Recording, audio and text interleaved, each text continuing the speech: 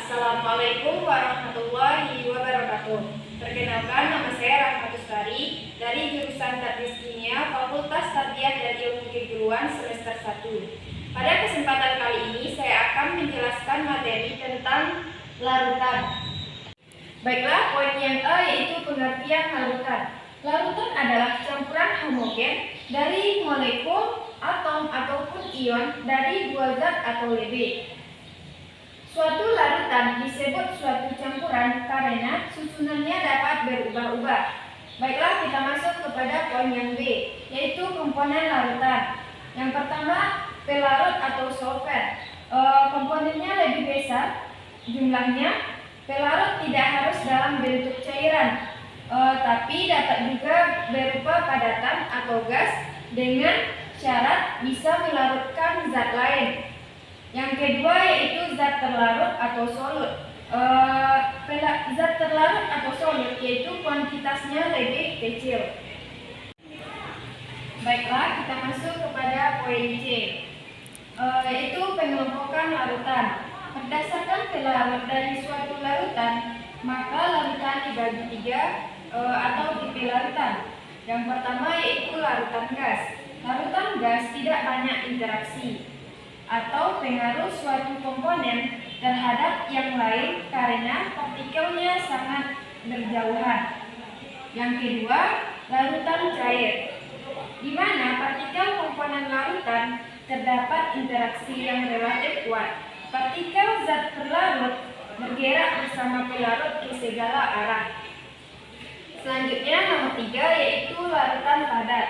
Larutan padat pelarutnya tidak bergerak karena berwujud padat kecuali bila dicairkan. Berdasarkan daya hantar listrik larutan, larutan dibagi atas dua, yaitu larutan elektrolit dan larutan non-elektrolit. Yang pertama kita bahas yaitu larutan elektrolit. Larutan elektrolit adalah larutan yang dapat menghantarkan arus listrik karena dalam larutan tersebut terdapat ion positif dan ion negatif yang bergerak bebas. Selanjutnya, ciri-ciri dari larutan elektrolit.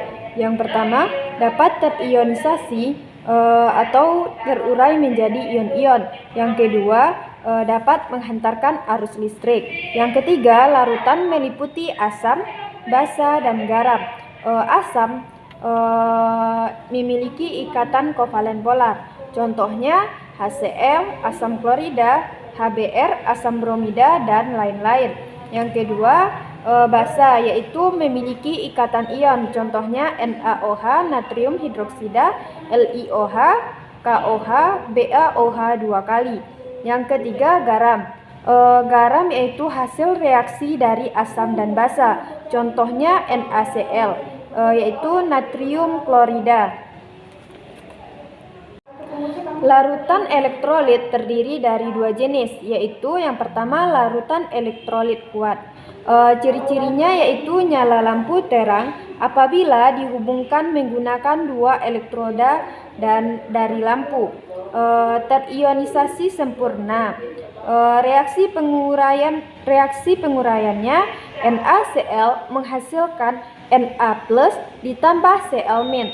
Yang selanjutnya ciri-ciri dari larutan elektrolit kuat ini yaitu menghasilkan banyak gelembung. Yang kedua, larutan elektrolit lemah. Ciri-cirinya yaitu nyala lampu redup, terionisasi sebagian.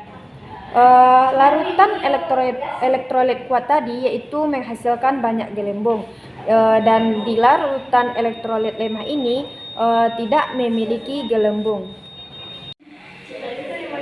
Selanjutnya nomor 2 yaitu larutan non-elektrolit. Larutan non-elektrolit adalah larutan yang tidak dapat menghantarkan arus listrik.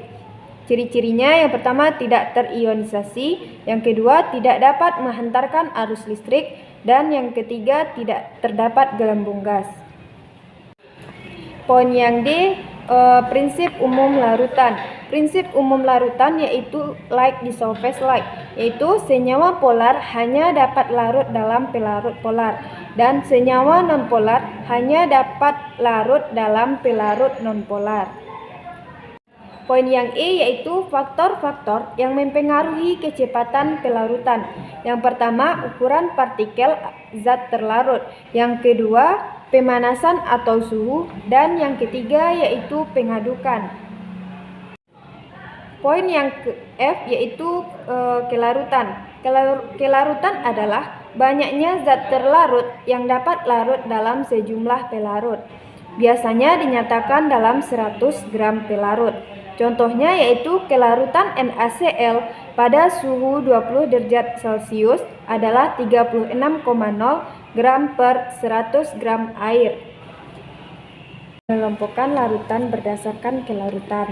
Berdasarkan kelarutan, larutan dibedakan atas 3 jenis, yaitu yang pertama larutan tidak jenuh. Jumlah zat terlarut kurang dari jumlah maksimum zat yang dapat larut pada suhu tertentu.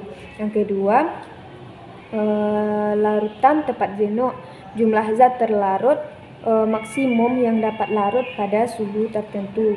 Yang ketiga, larutan lewat jenuh, yaitu jumlah zat terlarut melebihi jumlah maksimum zat yang dapat larut pada suhu tertentu. Sampai disinilah materi yang saya sampaikan. Apabila ada kesalahan, saya mohon maaf.